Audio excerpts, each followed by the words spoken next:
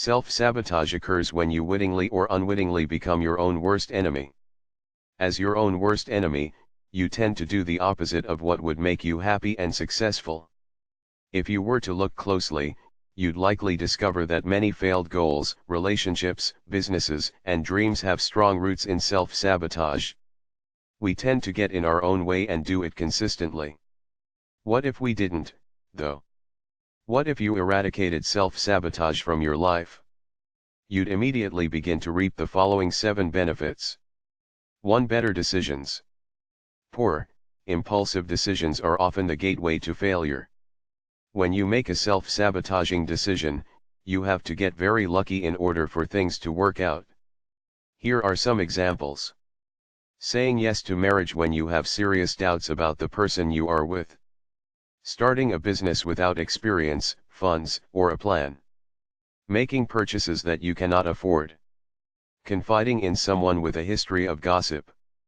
Doing something with your life for the sole purpose of pleasing someone else. Saying yes even though you mean no. Essentially, self-sabotaging decisions overlook all the red flags, good advice, and sound logic that lead to happiness and success. If you had no self-sabotaging tendencies, you'd make much better, more mature decisions. Decisions would be patient, timely, set up for success and aligned with who you are. 2. More self-discipline. A lack of self-discipline leads to emptiness and misery. When you don't control your eating, spending, study habits, time, excessive behaviors, and emotions, you lose a grip on life. If you had no self-sabotaging tendencies, however, you'd follow through with your plans, exercise even when feel down or lazy, be strict with what goes into your body, honor your commitments and motivate yourself even when it is difficult to do so. Self-sabotage encourages you to take the easy way out, but that is a self-deception. The easy way out is often the path that challenges you to become your best self, not run from it. 3. Better relationships. Relationships are perhaps the ultimate test of maturity.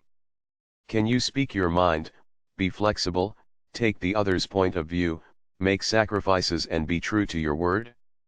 Can you balance respectfully your needs with the needs of your partner? Most of all, can you do what you know in your heart is right and take feedback with an open mind? In the absence of self-sabotage, yes you can. Self-sabotage would have you choose wrong relationship partners, and then have you justify your poor choices.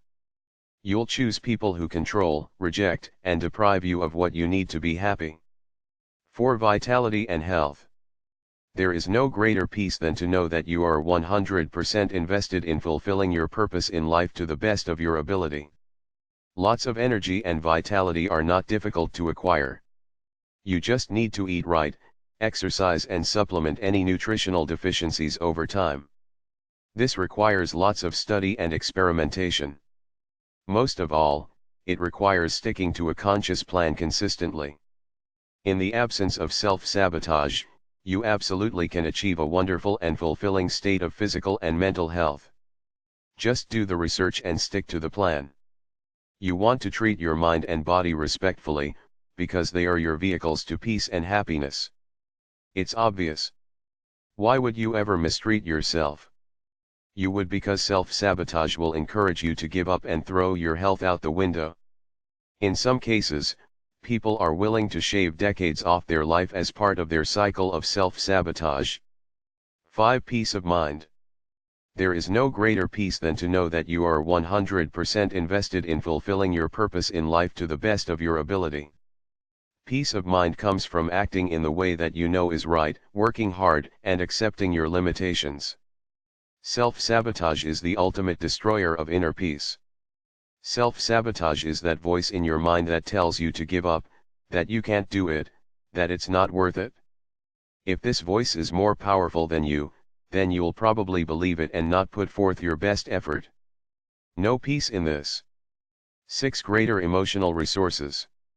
Most people have tremendous emotional resilience and resources. Within you lies the courage, patience, drive, and the will to do whatever it takes to achieve your goals. That is, until self-sabotage convinces you otherwise. Again, that voice in your head that criticizes your efforts would have you give in to despair and helplessness. When you give power to your self-sabotaging tendencies, you give in to pessimism and failure and lose access to your emotional strength. 7. Stuff just works. The bottom line, whatever you set out to do will be as successful as it can be if you stay out of your own way. And when you put forth your best effort only to meet failure, you'll still be pleased with yourself, accept the defeat and begin to make new plans, incorporating what you have learned. Here's a bizarre, challenging self-sabotage experiment. If you have a pattern of failure in any area of your life, try the following experiment. Warning, this may seem crazy, but if you do it, you may blow your own mind. 1. Consider the failure. Where are you struggling to succeed? 2. When failure happens, how do you feel? Humiliated, rejected, empty, out of control, helpless, lonely, worthless. 3. Pretend that some part of you is so used to feeling this feeling that it actually seeks out opportunities to feel that way again. In other words, this negative feeling is seeking to be expressed, over and over. And your unwitting failures are the perfect opportunity. Therefore, in a strange way, you are actually motivated to fail. 4. Now, catch yourself setting yourself up for failure. How do your decisions and actions lead directly into these old, familiar negative feelings? Once you understand the process, you are on the way to letting go and living up to your potential. To learn more about how self-sabotage works, and a simple process to move beyond it, watch this free video.